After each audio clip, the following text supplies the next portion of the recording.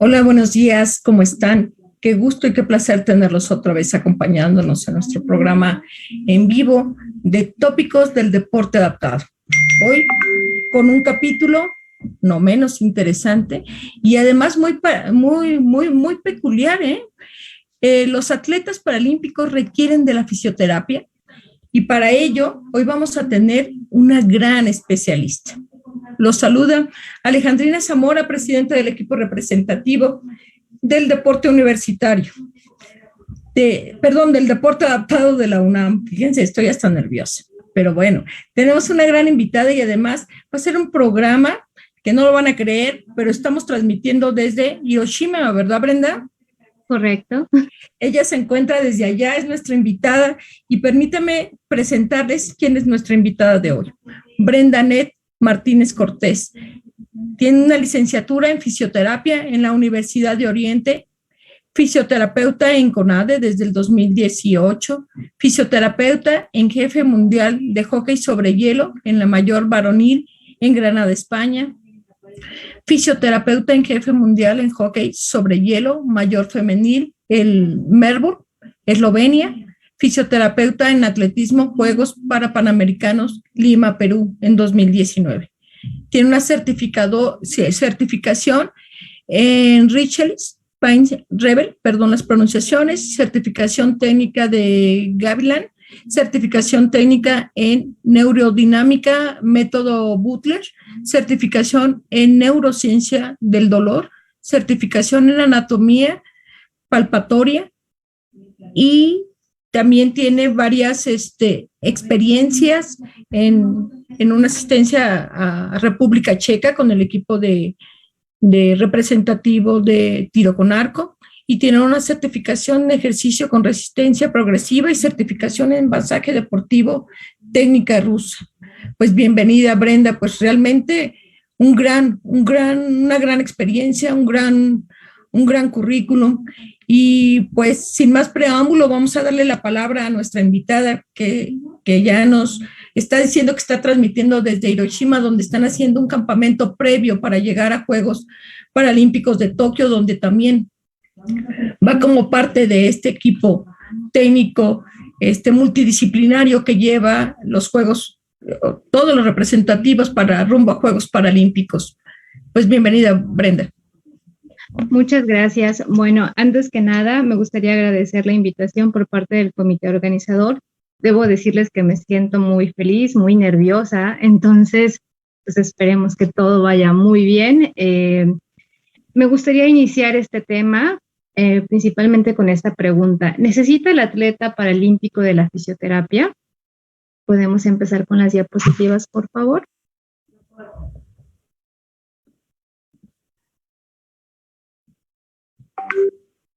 Bueno, anteriormente la fisioterapia dentro del ámbito deportivo se utilizaba de manera post-lesión. Esto quiere decir que teníamos un medio de intervención solamente cuando el atleta se lesionaba. Entonces, la fisioterapia actual evoluciona permanentemente, no solo en la aparición de nuevas técnicas terapéuticas, sino hacia una combinación de medidas de tratamientos activos y pasivos. Como les decía, cuando hablamos de un método de intervención pasivo, hablamos, por ejemplo, de un paciente en una cama de masaje, un atleta en una cama de masaje, hablamos de técnicas que siempre se han utilizado como la electroterapia, tal vez el colocar calor, el colocar frío, y se dejaba de lado la parte activa. Cuando hablamos de una parte activa en el ámbito deportivo, hablamos de la importancia del ejercicio como un método precisamente de prevención hacia las lesiones. ¿Podemos pasar a la siguiente, por favor? Entonces, para que el atleta tenga un rendimiento deportivo óptimo, necesitamos dos factores, la profilaxis y la terapéutica. Decidí utilizar la palabra profilaxis porque es una palabra con la que estamos más acostumbrados. Por ejemplo, cuando acudimos con el odontólogo para la profilaxis dental, ¿no? Entonces acudimos con este profesional de la salud para la limpieza, para la prevención de caries, para la higiene bucal. También cuando acudimos con el médico a nuestros chequeos anuales, nuestros chequeos de cada 6 meses, tal vez estudios de bioquímica, estudios de examen general de orina, para verificar que el organismo esté funcionando de manera adecuada. Entonces, ¿por qué como parte de nuestro cuidado y de nuestra higiene no acudimos al fisioterapeuta, no? Entonces, eso sucede también con los deportistas. ¿Por qué acuden solamente cuando ya presentan una lesión y no para formar un método de entrenamiento basado en prevención, basado en ejercicio? ¿Por qué estamos tan enojados con el ejercicio que solamente creemos que solamente es durante el entrenamiento? Y no, el fisioterapeuta es el especialista en ejercicio terapéutico. Hay mucha diferencia. Entonces, cuando hablamos de la parte terapéutica, el otro factor, hablamos ya del método de intervención en rehabilitación. Esto es completamente diferente porque ya hablamos de la parte de profesional cuando ya se presenta una lesión y el método que yo tengo que elegir para sacar a mi atleta y regresarlo a la pista, a la alberca, al campo donde él va a desarrollar su deporte. ¿Podemos pasar a la siguiente, por favor? Hay distintos métodos de intervención.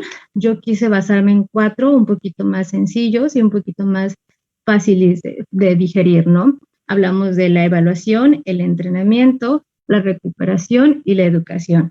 ¿Podemos pasar a la siguiente, por favor? Vamos a hablar de la evaluación. Van a ser palabras técnicas, pero voy a explicar con ejemplos para que puedan entender un poquito más esta parte. La anamnesis. Cuando hablamos de anamnesis, es el cuestionario que yo le voy a hacer a mi atleta. Entonces, cuando mi atleta llega por primera vez, yo le tengo que preguntar, pues aparte de sus datos generales, el deporte que realiza y la discapacidad que él tiene. Esto es de suma importancia y de aquí se va a basar todo el tratamiento, ¿correcto? Entonces pasamos a la observación. Yo tengo que ir y ver a mi atleta como fisioterapeuta deportivo en su área, en su momento de entrenamiento. Esto quiere decir, yo voy, evalúo qué es el movimiento, cuál es el movimiento que mi atleta está haciendo, lo está haciendo bien, lo está haciendo mal. Y en mi examen físico que yo voy a hacer aparte, voy a detectar si hay un problema a nivel muscular. Podemos tal vez tener un músculo fuerte de un lado, pero más débil del otro lado, y esto nos puede ser más propensos a sufrir lesiones. Entonces, voy con el ejemplo, ¿no? Les decía de una anamnesis. Tengo un atleta que es lanzador de jabalina, amputado de un brazo. Entonces, él presentaba muchas lesiones de manguito de los rotadores, que es el tendón que viene hacia los hombros y que se encarga precisamente de los rotadores, de la rotación del hombro, ¿no? Entonces, al hacer el lanzamiento de jabalina, precisamente pasamos de una rotación interna a una rotación externa, ¿no? El movimiento que estoy realizando en este momento. Pero también me presentaba muchas lesiones a nivel de cadera, músculos de cadera. Entonces, él decía que hacía bien su biomecánica. En la observación pudimos darnos cuenta de algo. ¿Qué pasó? Cuando él iba a hacer el fortalecimiento a gimnasio, él fortalecía específicamente el pectoral y los músculos de la escápula o los músculos de manguito de los rotadores del lado que lanzaba. O sea, era amputado de antebrazo, podía ocupar este brazo y no lo fortalecía.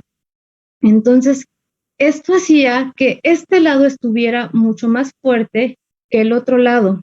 Entonces, cuando yo paso al examen físico, utilizo técnicas de evaluación para checar fuerza, para checar elasticidad, me doy cuenta que este paciente precisamente del lado donde estaba amputado tenía mucho menos masa muscular que el otro. Entonces recordemos que en todo nuestro cuerpo hay cadenas musculares, ¿no? Todo nuestro cuerpo está conectado, todos los músculos están conectados entre sí. Entonces la parte débil hacía que compensara con la cadera contraria. Entonces ese era el origen de los problemas de la cadera. También con, por ejemplo, el caso de una corredora. En la anamnesis presentaba muchos problemas de fascitis plantar, a nivel de lo que es el pie, la fascia estaba inflamándose a nivel de donde prácticamente inicia este músculo, ¿no? Que es abajito del talón, digamos. En la anamnesis decía que pues ella hacía bien sus técnicas, que hacía mucho ejercicio, que hacía muy bien su fortalecimiento. Durante la observación me pude percatar que en su entrenamiento solamente se basaba en el fortalecimiento de cuádriceps e isquiotibiales. Entonces, en ningún momento se trabajaba músculos, los gemelos, ¿no? Como les dicen así, chamorros, creo. Entonces, también es muy importante el hecho de ir a observar al atleta en su medio, porque muchas veces, es cierto, el atleta puede mentir, sí nos ha pasado muchas veces, entonces es necesario que yo acuda tal vez de sorpresa y vea, evalúe qué es lo que está pasando con mi atleta. Y con los exámenes físicos yo puedo darme cuenta si hay debilidades musculares, si hay acortamientos, si está más contracturado, más duro de un lado que de otro, o si está más laxo, quiere decir que si está más propenso, ¿no? Las personas que se esguinzan una vez, entonces cuando tú mueves el tobillo, se siente un poquito más laxo, se siente que se estira un poquito más de lo normal, ¿no? Esto es a través de la experiencia, entonces poco a poco pues también vamos adquiriéndola, ¿no? Podemos pasar a la siguiente, por favor. Bueno, vamos a pasar al entrenamiento.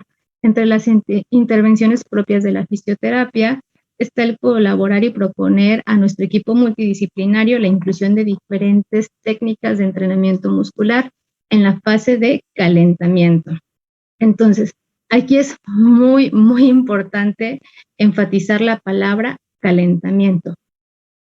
La mayoría de los atletas, no solamente de deporte adaptado, también de deporte convencional, creen que el calentamiento es la movilidad articular. Esto quiere decir que creen que moviendo los hombros, moviendo las muñecas, moviendo los codos, ellos están generando que su músculo esté preparado para iniciar su deporte. Y eso es una falacia.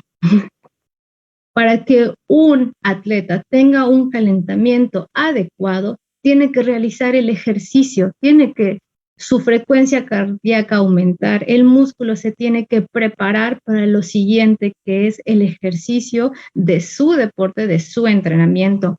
Entonces, cuando tú haces tus movilizaciones, te va a ayudar a que tengas, a que lubriques, a que en este caso tengas mayor facilidad para mover, pero no va a preparar tu músculo. Entonces, es necesario que el atleta entienda que el proceso de calentamiento es muy importante y no es solamente llegar, mover y ya me voy a hacer mi deporte, no. Es un proceso que se tiene que planificar, que se tiene que organizar y sobre todo se tiene que dosificar, ¿no? Porque es muy diferente un atleta tal vez de tiro con arco a un atleta de pista, ¿no? Por ejemplo, rueda los 100, 400 metros. Entonces, tal vez la capacidad del cuerpo de cada uno es diferente y pueden encontrar el calentamiento muscular en periodos diferentes de tiempo. Entonces, cuando hablamos de la parte del entrenamiento muscular, hablamos de ejercicios isométricos, isotónicos, excéntricos, pliométricos. Tal vez sean palabras muy difíciles como de decir, bueno, ¿eso qué es, no? De entender. Pero son distintos tipos de ejercicios que van a ayudar a mi atleta a que tenga la fuerza suficiente. Entonces, cuando hablamos de ejercicios isotónicos, entonces hablamos de lo que siempre realizamos, por ejemplo, cuando hacemos sentadillas, el movimiento, todo lo que genere movimiento. Cuando hablamos de ejercicios isométricos es mantenernos estáticos. Para las personas que realizan yoga, mantener las posturas es un tipo de ejercicio isométrico. No realizas un movimiento constante, mantienes más bien mantenido, pero genera muchísima, muchísima fatiga, porque estamos hablando de este es el principal fortalecimiento y ese es el que muchas veces se brincan, ¿no? Nos pasamos inmediatamente al isotónico, a la sentadilla, al haz esto, haz el otro, ¿no? Mueve aquí, mueve allá. Y también me gustaría hablar mucho de los ejercicios excéntricos. Nos hemos encontrado muchas veces con muchos planes de entrenamiento que omiten los ejercicios excéntricos. El ejercicio excéntrico es muy, muy importante para el tendón. Es el ejercicio que prepara al tendón para el movimiento brusco. Entonces, cuando yo aplico un programa de ejercicios excéntricos preventivos, lo estoy haciendo para que mi atleta, para que su tendón pueda acostumbrarse, para evitar las lesiones, y sobre todo, una lesión de tendón suele durar de 6 meses a 1 año en recuperarse. Entonces, estás acortando o estás quitando el tiempo tal vez de una recuperación, iniciando un proceso de ejercicios adecuadamente y anticipadamente. Los ejercicios pliométricos es cuando, por ejemplo, nosotros hacemos brincos, ¿no? Son ejercicios explosivos y que van a ayudar precisamente al impacto. Entonces, muchas veces se le tiene miedo a este tipo de ejercicios. Si se realizan de la manera adecuada, si se realizan de la biomecánica ideal, entonces no hay que tenerle miedo a estos ejercicios, ¿no? La gente dice, es que en el CrossFit me lastimé. No, no fue el CrossFit. Te lastimaste porque hiciste mal un movimiento, porque tal vez la persona que te supervisaba se distrajo, o tal vez la persona no sabe cómo corregir este tipo de técnicas. Entonces, el fisioterapeuta tiene el método de intervención de manera adecuada, basada en la biomecánica. Entonces, yo te puedo decir, estás haciendo mal ese movimiento, estás alzando mal la pesa, estás haciendo mal el brinco. O sea, estamos capacitados para eso y podemos contribuir para que tú tengas un rendimiento óptimo y para evitar que te lesiones. Entonces, cuando hablamos del siguiente tipo de ejercicio, propiocepción, es una parte muy importante. La propiocepción es cómo tu cuerpo ubica todas sus partes en su espacio. Un ejemplo, cuando voy a subir unas escaleras, yo automáticamente subo las escaleras, subo. Pero mi músculo está trabajando y mi cerebro están trabajando de manera coordinada. Entonces, mi cerebro le dice a mi músculo, tienes que levantar la pierna a tantos grados, vas a subir, de ahí va a caer primero el talón, de ahí la siguiente pierna se levanta. Entonces, es la contracción del músculo, incluye el rango de movimiento, incluye el estiramiento. Entonces, es toda esta parte neuromuscular que es importante para el funcionamiento adecuado del cuerpo, ¿no? No sé si han escuchado que las personas que no gatearon tienen problemas de coordinación, y eso es cierto. Entonces, la parte de la propiocepción la iniciamos desde chiquitos, desde el gateo, ¿no? Al inicio los niños se van pegando, pero después van ubicando su cuerpo en ese espacio y entonces pueden empezar a moverse y ya no se pegan tan fácilmente, ¿no? Entonces pasa lo mismo con el atleta, pasa lo mismo con las lesiones. Por ejemplo, les voy a pedir a quien quiera participar que se pare en un solo pie y que sienta cómo su pie se va a empezar a inestabilizar, ¿no?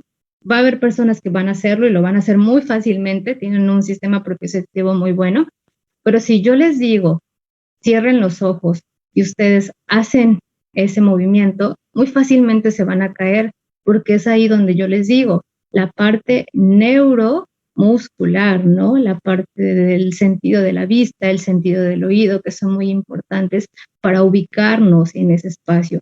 Entonces, el atleta tiene que vivir siempre, siempre, siempre con los ejercicios de propiocepción, siempre con el ejercicio.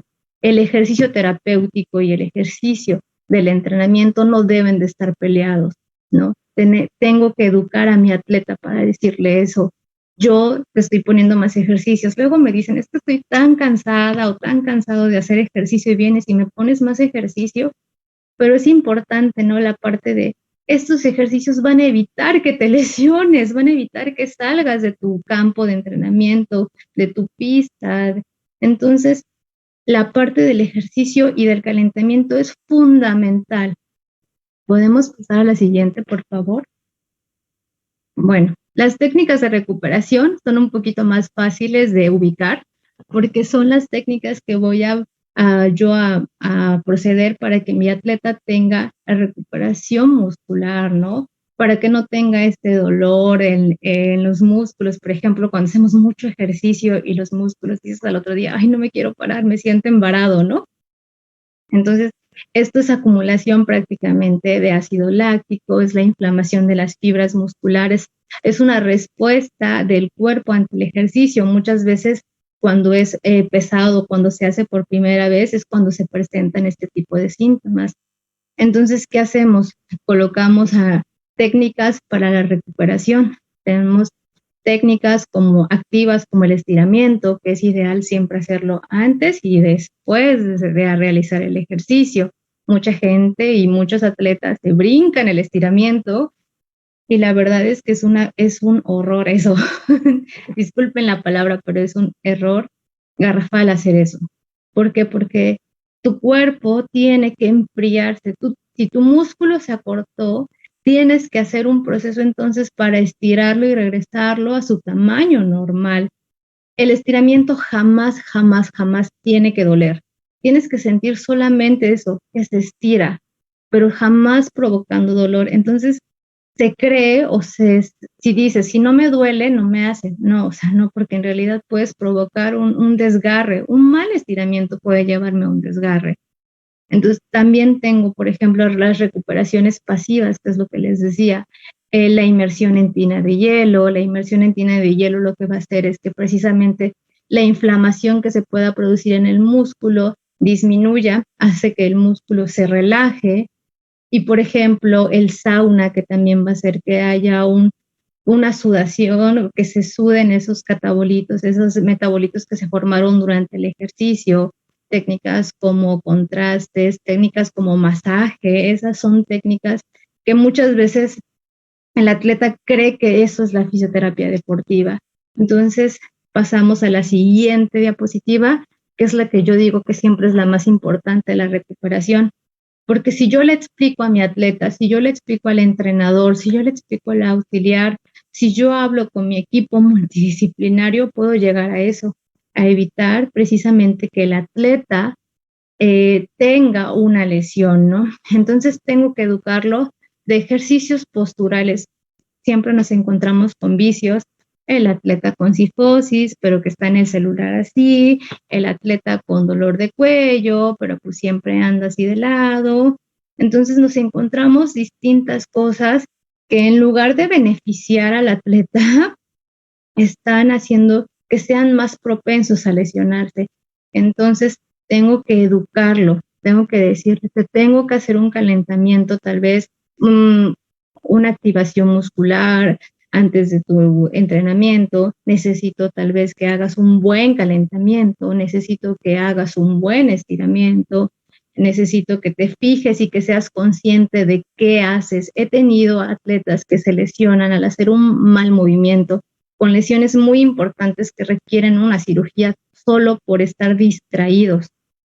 Entonces, tengo que trabajar precisamente, estar al lado del atleta y hacer esta parte, ¿no? De estar unidos tanto con todo el equipo multidisciplinario en beneficio de ese atleta. Sobre todo ahorita, por ejemplo, que estamos tan cerca de los Juegos Paralímpicos, la verdad me es sorprendente ahorita el hecho de que muchos entrenadores están muy dispuestos a aceptar la colaboración con el equipo multidisciplinario, porque todos sabemos que es en beneficio de la delegación, en beneficio de los atletas. Podemos pasar a la siguiente, por favor. Entonces les decía, la importancia del trabajo multidisciplinario.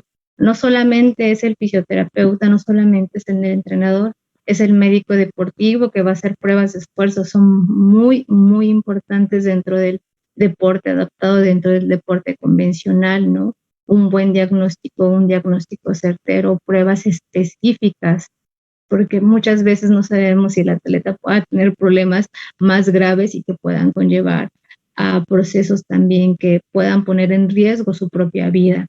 Cuando hablamos también, por ejemplo, de la fisioterapia, de la psicología deportiva, aparte lo que les decía de la concentración, el atleta tiene que estar en su momento, en su entrenamiento, en su competencia, ¿no? Y es una parte donde yo, quien estoy muy cerca del atleta y casi los veo todos los días, porque asisto con ellos a los entrenamientos, puedo detectar algo y decírselo al psicólogo.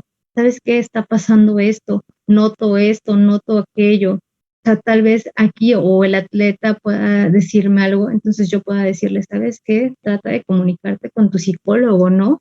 Yo, hacer esa parte de, bueno, te voy a transferir, o yo creo que tu psicólogo es quien debería ver eso, ¿no? Y si no te sientes cómodo, tal vez buscar otro, deberías, ¿no? Dar opciones al atleta. La parte de la nutrición también es muy importante.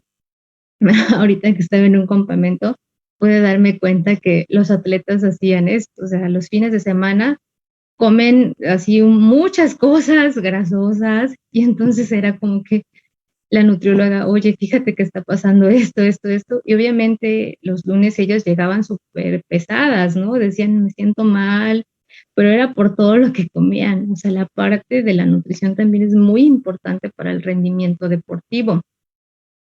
La parte del masoterapeuta, la parte del entrenador, la parte del metodólogo, el trabajo multidisciplinario, como les decía, va a hacer que el atleta proyectar su carrera y proyectar los resultados, ¿no?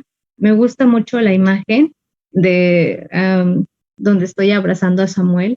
Esa imagen la recuerdo, ¿no? Porque pasó él entre los primeros 10 a la siguiente ronda y es un abrazo de gratitud, es un abrazo en verdad de felicidad, ¿no? Entonces, prácticamente al convivir tanto con los atletas, terminamos siendo como una pequeña familia, digo yo, ¿no? Entonces, la parte siempre es tratar de estar en confianza y no romper también esa confianza con los atletas, ¿no? Pero también de ser una persona profesional, ética y sobre todo también poner límites muchas veces, ¿no? Decir, a ver, sí, no puedo ser también tu amiga, puedo ser parte de tu familia, pero pues también necesito que hagas esto y el otro, ¿no? Necesito que lleves bien tu proceso, porque esto te va a beneficiar a ti, ¿no? No me va a beneficiar a mí, va a beneficiar al atleta al final. ¿Podemos avanzar? Bueno, entonces estas son pequeñas fotos de mis experiencias. Me gusta mucho la foto con la medalla porque la gratitud del atleta, ¿no? Es un trabajo que se consigue de manera grupal. Entonces agradecí mucho el gesto de que me dejara tomarme una foto con su medalla, que me dijera, vente, vamos a tomar la foto porque pues tú también eres parte de este éxito, ¿no? Como me decían hoy. ¿Avanzamos? Así es, Brenda. Definitivamente es una labor que no habíamos visualizado tan relevante, tan importante. Y dijiste muchas cosas muy importantes. Y como este tema que a veces, digamos que a menor escala, ¿no? Deportiva todavía, cuando no nos acercamos a esta especialidad, que por cierto ya la universidad afortunadamente ya tiene su facultad también y del que vamos a estar haciendo uso, pero esta errónea idea de que el hecho de también tener una discapacidad no es relevante cuidar todos estos factores que tú comentas y que al tener una discapacidad tan notoria, ¿no? Pronunciada como el ejemplo que tú dices, dice, nada más vas a optimizar la parte que el atleta requiere, ¿no? Porque como nomás tiene un brazo, como para qué utilizar el otro.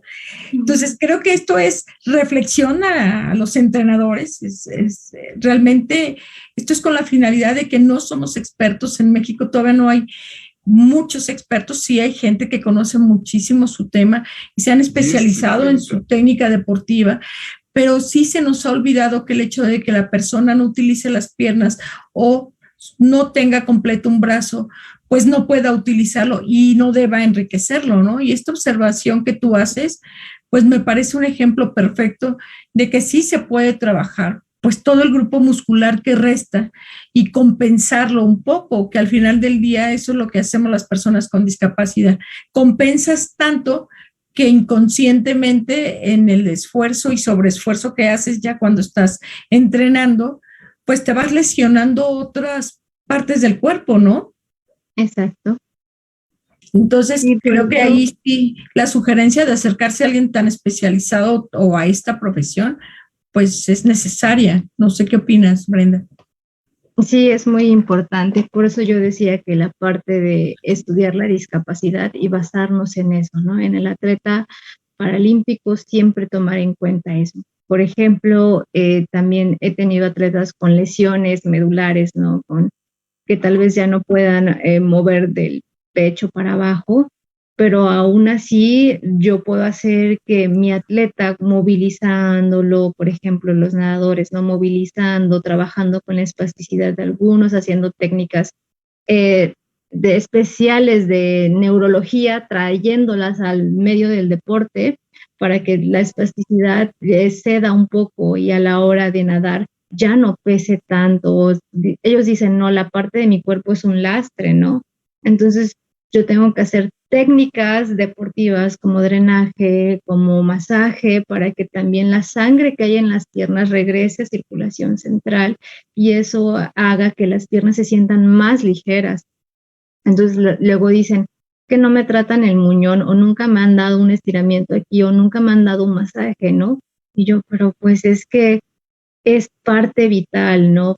Pacientes de powerlifting que tal vez dicen, estás acostado y levantas o no, o sea, ¿cómo puede ser que las piernas? Pero pues al apretar el abdomen automáticamente también aprietan las piernas, ¿no? Entonces lo que les digo, el cuerpo es una cadena muscular completa compartida, entonces obviamente también se generan acortamientos a nivel de estos músculos de las piernas. Entonces, no solamente trabajar los brazos, no es solamente descargar los brazos o hacer ejercicios en los brazos, también tengo que enfocarme tal vez en el abdomen, en los músculos del core, en los músculos de las piernas, hasta donde pueda, ¿no? Y lo que se pueda, sobre todo, trabajar.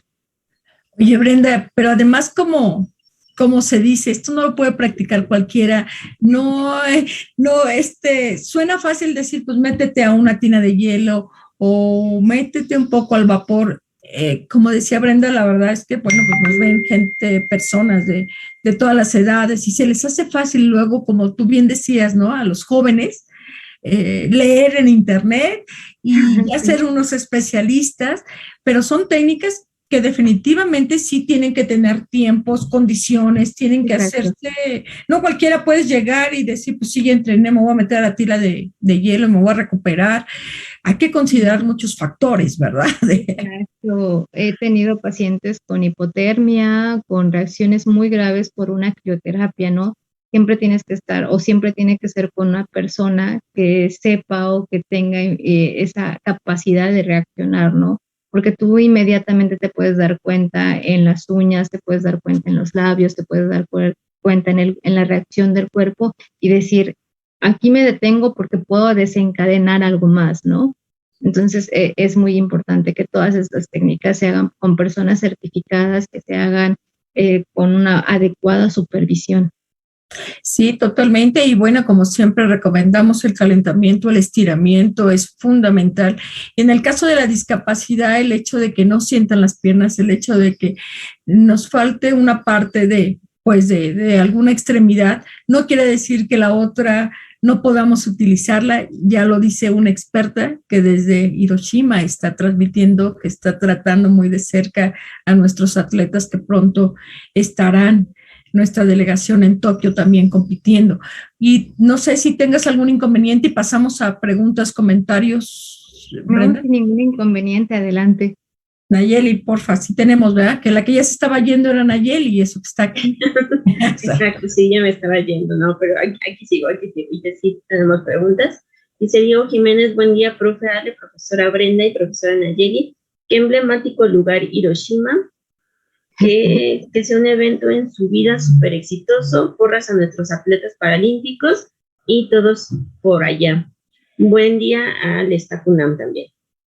Eva Figueroa, buenos días, qué gusto saludarlas, felicidades por este logro y tantos otros. Beto Colín dice, gracias por compartir el enlace, saludos desde Tonatico, Estado de México, y muchas felicidades, un pueblo muy bonito también. Antonio Vargas dice, buenos días, felicidades por este tema tan importante para todo el mundo, también quienes no somos atletas de alto rendimiento, tu trabajo involucra a concientizar a los entrenadores también, y pregunta también si no ha generado algún conflicto con sus planes de calentamiento y entrenamiento. Es una pregunta muy interesante porque no todos los entrenadores, fíjate que yo sé que está cambiando, ¿no?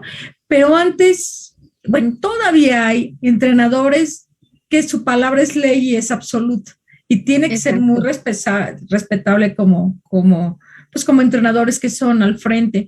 Pero creo que en toda tu plática te la has pasado diciendo algo muy fundamental, este trabajo multidisciplinario, ¿no? Que sería muy interesante poderlo llevar. Alguna vez tuve la oportunidad de platicar con alguien que hace un trabajo de un cuerpo colegiado, donde todavía es un poco más allá, porque creo que es fundamental el que todas las personas especializadas como la nutrición, como lo acabas de mencionar, el médico, la fisioterapeuta, el entrenador, pero lleguen a un verdadero acuerdo y se haga el entrenamiento en común. Eso sería fenomenal, ¿no?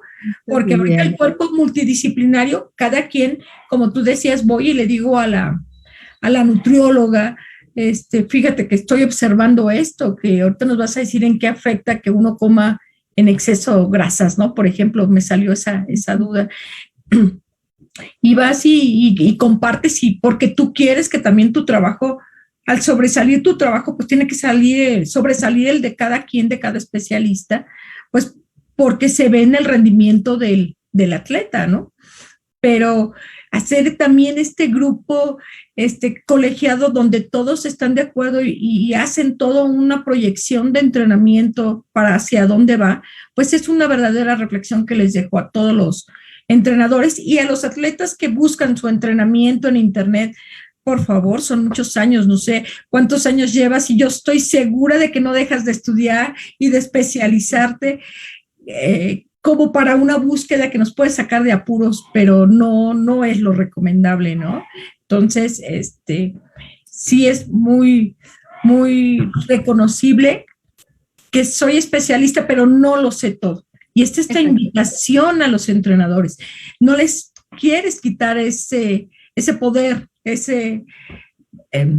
pues esa parte de su palabra de saber. Estás compartiendo con ellos para optimizar su propio trabajo y esfuerzo, ¿no? Y como decía Toño, y las personas que no practican actualmente un deporte, ¿qué tan recomendable es? ¿O qué tan importante la terapia física? Es muy importante, ¿no? Me gustó mucho esa pregunta porque quiero llevar que hay mucha gente que también practica deporte amateur y dice, yo no necesito de eso, porque pues yo lo hago tal vez cada fin de semana, ¿no? Entonces, esas personas son más propensas a lesionarse que inclusive los deportistas, porque no preparan adecuadamente, no fortalecen adecuadamente los músculos, no se preparan, lo que digo, no hacen un buen calentamiento. Muchas veces llegas al partido así como que corriendo a última hora y te metes a jugar. Entonces, todo eso va a hacer que en algún momento seas propenso a lesionarte. Muchas veces son desgarres musculares los que se presentan por esos malos hábitos, ¿no? Pero como decías, las personas también que en este caso no realizan ningún deporte, lo que les decía de la profilaxis dental, ¿no? También es muy importante la profilaxis terapéutica, ¿no? La profilaxis en fisioterapia.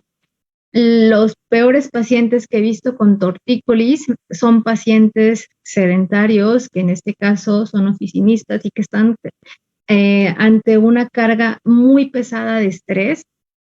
El estrés también genera muchos trastornos en el cuerpo. Entonces, inclusive ya sabemos actualmente que el estrés es la primera causa de muerte, infartos al corazón. Entonces, nuestro cuerpo reacciona. Entonces, las personas que no realizan nunca o que no hacen deporte, también deben de hacerlo, por favor.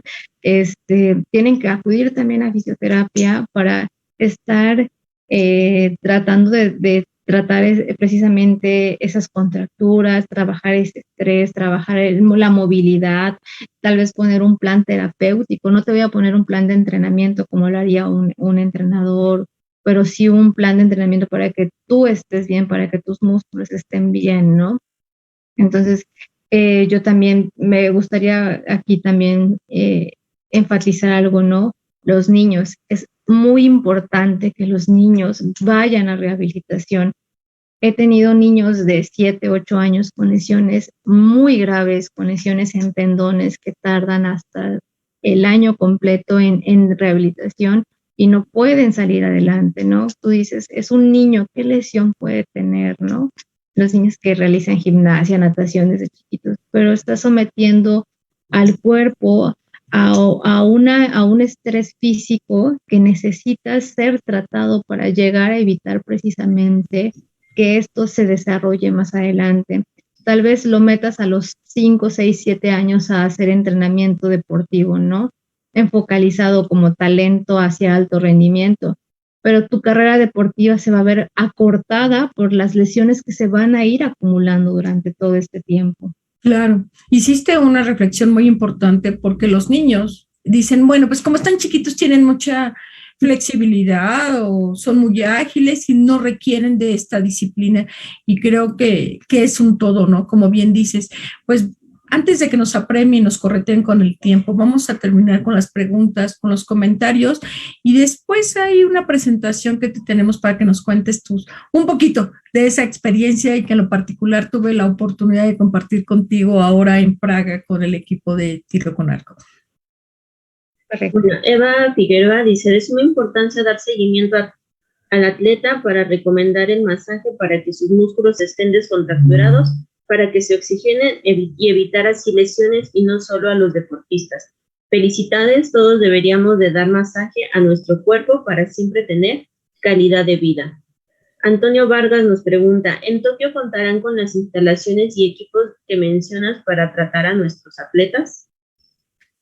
Sí, la verdad es que en Tokio se trabaja junto con Comité Olímpico y Comité Paralímpico. Entonces, se trae equipo especial de México y se deja el equipo tanto para Juegos Olímpicos como Paralímpicos. Y aparte, las instalaciones de Tokio también cuentan con un área de rehabilitación donde todos los atletas también pueden asistir, ¿no? Entonces, tienen tanto apoyo como por parte de la delegación mexicana como por parte de la delegación japonesa. Ok, también nos pregunta, ¿cuántos atletas llegaron contigo a Hiroshima y a cuántos atletas puedes atender, ya que tienen diferentes sitios de entrenamiento? Pues actualmente llegó solamente la selección de natación y la selección de atletismo. Entonces, en total fueron 30 atletas. Actualmente estoy trabajando con 12 atletas en natación y la verdad es que aquí aprendes a cortar los tiempos y puedo atender a 3 atletas a la vez. Entonces, mientras uno está en la tina de hielo, yo puedo estar dando un masaje con hielo y al otro lo tengo estirando, ¿no? Y siempre viendo a cada uno. Entonces, siempre tratamos por los tiempos. Japón es extremadamente puntual, entonces nos tienen muy apurados y siempre tratamos de trabajar lo más rápido y lo más efectivamente, ¿no? Junto con el doctor, que es quien me está apoyando tal vez con uno que otro atleta, entonces así trabajamos más rápido, ¿no? Angélica Arana dice, saludos a los panelistas, gracias por la charla, buen mensaje en general, tener una buena cultura de cuidado físico y practican el deporte recreativo y competitivo. Y vamos a pasar a la presentación que tenemos. Pues un poco de anécdota, un poco de tu experiencia y de la última experiencia. Bueno, la última es la que estás teniendo, conmigo por lo menos, ahora en Praga, que fue en el mes de julio, principios del mes de julio, donde nos ayudó a tener su profesionalismo y por primera vez un fisioterapeuta acompaña a esta disciplina deportiva y nos dimos cuenta de esta gran diferencia de llevar a alguien tan especializado y de lo que puede enriquecer, pues tanto a los atletas como ahí vemos en un momento determinado del lado derecho, que también la entrenadora estaba contracturada, ¿verdad? Un poquito. Sí, en lo que decíamos del estrés, ¿no? También los tiempos de vuelo son muy largos y también el cuerpo tiende a cortarse, los músculos tienden a cortarse, entonces es muy importante también la relajación del cuerpo después de vuelos tan largos, sobre todo que fueron 2 días de viaje. 2 días de viaje. Síguele, Naye, por favor. Ahí, no sé qué estás haciendo, qué tan importante, porque se cree que no debes masajear, porque creen que es un masaje relajante y con el atleta. Platícanos un poquito, Brenda. Bien, ahí lo que estábamos trabajando era la activación muscular. Lo que les decía del calentamiento del músculo, también es muy importante hacer un calentamiento a través de fricciones, a través de movimientos rápidos, para empezar a preparar al músculo a que pueda adaptarse a iniciar el entrenamiento. En este caso, como ellos, el deporte es más explosivo, es más momentáneo, entonces tengo yo que tal vez enfatizar en hacerlo yo manualmente, en este caso activar el músculo manualmente, ya que lo que decíamos, ¿no? Tal vez el calentamiento no sea tal vez el más adecuado, pero pues también tengo que adaptar y decir, bueno, si tal vez un entrenador no lo pone, pues entonces yo puedo tratar de ponerlo, ¿no? Entonces ahí estábamos trabajando la parte, la gente cree, como decías, que el masaje es muy malo antes de una competencia, antes de una prueba, entonces no,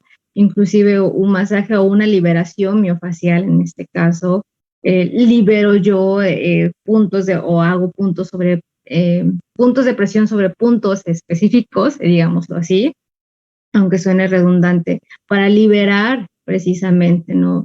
Tengo el conocimiento anatómico, ¿no? Sí, bueno, les comenté que tenía la certificación en anatomía palpatoria, entonces ubico los puntos para liberar tal vez un músculo, para liberar un ligamento, para liberar un tendón, entonces para trabajar a nivel del sistema nervioso. Sí, porque alguien podrá decir, no, es que en mi experiencia me dieron masaje y me fue muy mal y no pude tirar o no pude hacer X o Y, pero lo que decíamos es que esto no lo debe hacer cualquiera, ¿no? A veces ni siquiera los entrenadores tenemos el conocimiento mínimo básico, entonces no podemos extremar lo que conocemos como entrenadores y tenemos que acudir al especialista, ¿no? Porque, por ejemplo, ahí pues yo le rompo el cuello, seguramente. No sé qué estabas haciendo, lo estabas torturando, convenciendo, no sé qué estás haciendo, ¿no?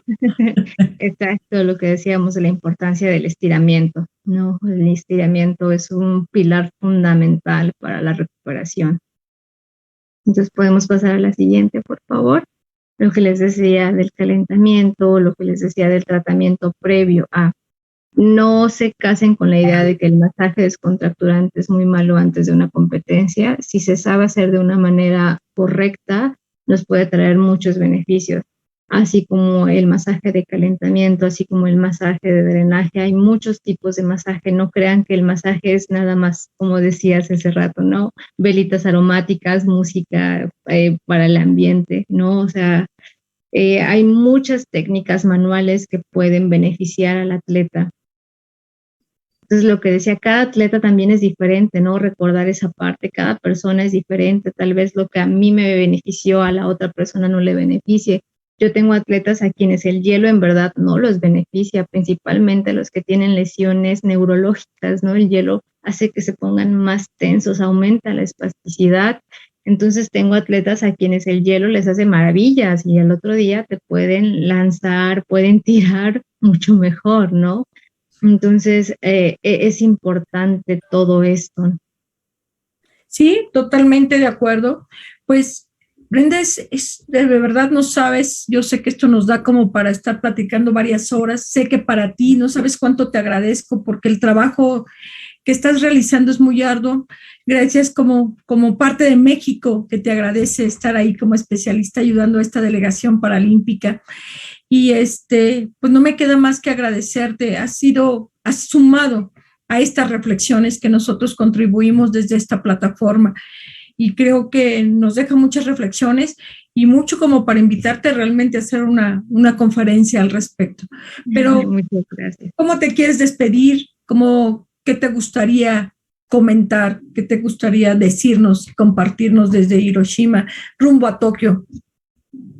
Bueno, me gustaría acabar con una frase que hoy precisamente colocó un atleta y dice que la peor derrota ocurre cuando se pierden las ganas de pelear. Entonces, como deportistas, sobre todo con discapacidad, es una lucha constante, ¿no? Contra la discapacidad, contra la enfermedad, contra la sociedad muchas veces.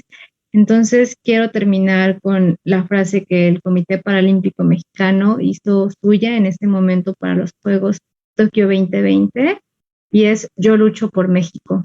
Entonces, estos atletas vienen a luchar y a demostrar que el deporte paralímpico no es rehabilitación, es deporte de alto rendimiento, y como tal deporte tiene que llevar todo su proceso completo con todos los servicios médicos, psicológicos, terapéuticos, nutricionales.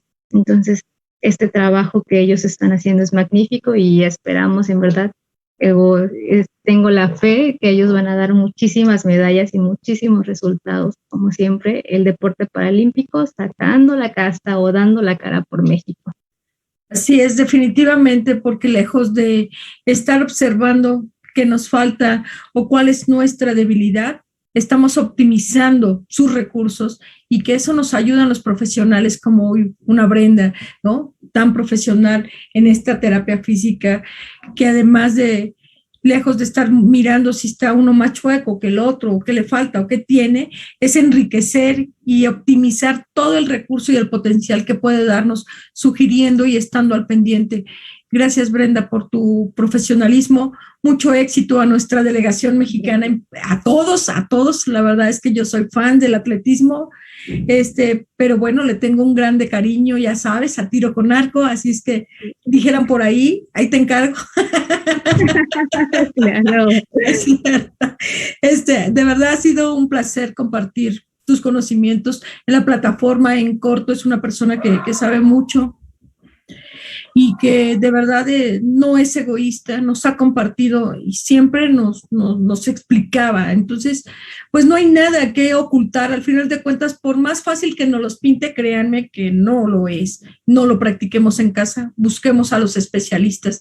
Ella ha estudiado mucho de eso, me queda claro, lo domina lo platica como si de veras hubiera nacido con ello, con una facilidad. Así es que felicidades, mucho éxito. Gracias por desvelarte. Yo sé que allá es medianoche, ¿verdad? Sí, ya está. Dejémosla dormir un rato para que haga bien su chamba, como dijeran por ahí. Gracias, excelente día. Felicidades, Brenda, te lo agradezco. Bonito día para todos. ¿Cómo me despido en japonés? Ahí sí te la debo. Okay. Tenemos traductores, gracias a Dios. Ok.